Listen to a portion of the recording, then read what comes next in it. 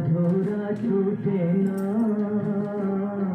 प्यार का बंधन, जन्म का बंधन, जन्म का बंधन टूटे ना, बंधन टूटे ना, जीत ही लेंगे बाजी हम तुम। सभी मित्रों को माँ प्रेम मीरा का प्रणाम। Happy Diwali to all of you. और आप सभी की दिवाली बहुत अच्छी जाए और बहुत खुशियाँ और उत्सव आए सभी के जीवन में। और इसके साथ हमें एक मुझे ख़याल आया कि एक दिया हमें भीतर का भी जलाना है। मैं खुद को भी उसमें शामिल कर रही हूँ। और वो ये है कि लगभग 2-2.5 सालों से मैं बहुत सारे ऐसे ग्रुप्स में हूँ जो ओशो लेगेसी को बचाने के लिए लगे हुए हैं। ग्रुप का नाम कोई भी हो, वो बहुत सारे हैं। तो बहुत से मित्र भगवान श्री रजनीश ओशो की लेगेसी को बचाने का प्रयास कर रहे हैं अपने अपने अलग वे में। कोई लीगल वे में, कोई पीआईएल के वे में, कोई कौन से वे में, कोई बातचीत करके, कोई राइटअप लिख करके, कोई किसी भी तरह से। बट इन सारी चीज़ों में जो मेरा अनुभव रहा, जो मैंने चीज़ें नोट करी हैं इन ग्रुप्स में रह कर के, और मेरा किसी से विरोध नहीं है मुझे, क्योंकि सबको साथ लेके चलना अच्छा लगता है। मेरी बचपन से ये मेरा स्वभाव है। तो मैं लेकिन एक चीज़ नोटिस कर रही हूँ कि हम सब ओशो लेगेसी बचाने के लिए ग्रुप्स में और सोशल मीडिया पे ना एक दूसरे को हर्ट बहुत कर रहे हैं, है ना। कि जैसे क्या होता है कि किसी की पर्सनल लाइफ या किसी की पर्सनल अटैक, कि तुम ऐसे हो वैसे हो। तो वो चीज़ें क्या है कि आपको तो पता नहीं कि कौन इंसान किस भाव में बैठा है, या उसका क्या पास्ट रहा है, या उसकी क्या उसके भीतर चल रहा है। और तुरंत आप कोई भी रैंडमली उठ करके ग्रुप में उसको कोई कुछ भी बोल देता है। तो उससे क्या होता है कि आप आपको तो लगता है आप तो ओशो सन्यासी हो, तो आप बहुत स्पष्टवादी हो, आप बहुत निर्भीक हो, साहसी हो। बट आप ओशो तो नहीं हो ना। वो उनका स्टाइल था, जेन स्टिक्स चलाना, लोगों को जिसको कहते हैं ना, उनको चोट पहुंचाना। वो हमारे गुरु, हमारे भगवान श्री का स्टाइल था। वो हम उसको कॉपी ना करें, और हम एक दूसरे के मित्र बनने की कोशिश करें, है ना। तो अगर हम एक दूसरे को टारगेट ही करते रहेंगे बिना बात के, विदाउट एनी वो, एक दूसरे में मिसअंडरस्टैंडिंग कराते रहेंगे, किसी की इसको, उसकी इसको।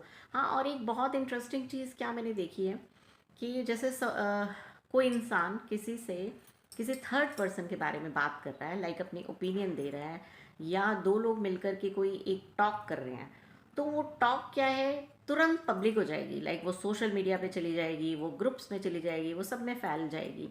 और जिस व्यक्ति ने अगर किसी थर्ड पर्सन के बारे में अच्छा या बुरा कुछ भी कहा है, तो वो उसकी ओपिनियन मान करके उसको सब में चलाया जाएगा कि देखो, ये व्यक्ति तो ये तीसरे इंसान के बारे में ये सब राय रखता है, ये सब ऐसे बोलता है, इस। अरे, जब आप दो लोग बात करते हो तो आप माइंड से बात करते हो ना। तो माइंड तो एक प्रोसेस है, वो ना जाने कितने थॉट्स उसमें आते हैं, और वो थॉट्स बदलते भी तो रहते हैं ना। अभी हम कोई बात कर रहे हैं, कल हम कुछ और कर रहे होंगे, परसों कुछ और कर रहे होंगे। और प्लस कन्वर्सेशन का और दोस्ती का एक नियम होता है कि आपका दोस्त अगर कोई आपसे कोई शेयरिंग कर रहा है, तो आपका ये ड्यूटी बनती है कि आप ब्रीच ऑफ ट्रस्ट ना करें। आप वो चीज़ को उठा करके आप वो किसी थर्ड पर्सन को ना दें, है ना। क्योंकि उससे क्या है, उससे कुछ आपको गेन नहीं हो रहा। उससे बिना बात के आप मनमुटाव एक दूसरे में पैदा कर रहे हो। आप बिना बात करके किसी को विलन बना रहे हो, किसी को हीरो बना रहे हो, जस्ट शेयरिंग के बेस पर कि किसी ने किसी से शेयर किया, तो वो उसकी ओपिनियन पत्थर की लकीर होकर के वो सब में घूम रही है। तो मैं मुझे नहीं पता कौन मेरी बात को सुनेगा, क्योंकि सब इतने महान आत्माएं भी हैं इनमें। क्या ही सुनेंगी, जो ओशो की ही नहीं सुन रहे तो वो मेरी तो क्या ही सुन लेंगे। फिर भी एज ए एक सन्यासी मुझे लगा कि मेरी ड्यूटी है कि मैं आप सबसे हाथ जोड़ करके आग्रह करती हूँ कि कृपया करके हम ये सब ना करें।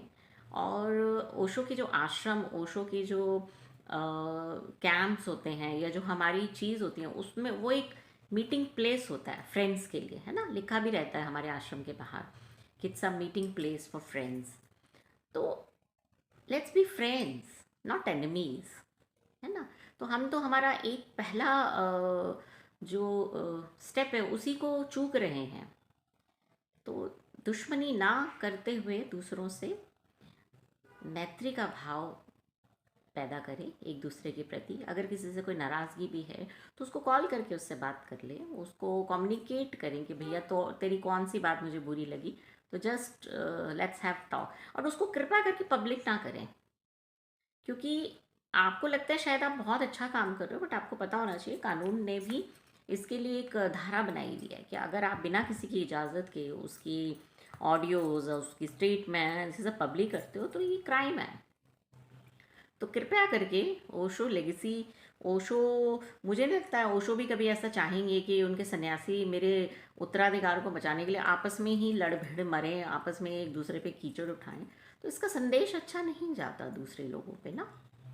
तो ज़रा इसको गंभीरता से समझें इस विषय को, और हो सके तो इस पर थोड़ा सा वर्क करें। वर्क यही कि बस जिससे कोई नाराज़गी है उसको कॉल करके बात ख़त्म कर लो, या उससे सॉरी बुलवा लो, खुद सॉरी बोल लो, बस तीसरी तो कोई बात ही नहीं है, ठीक है ना। एनीवेज, मेरी वीडियो को देखा उसके लिए आप सभी का तहे दिल से धन्यवाद। हैप्पी दिवाली।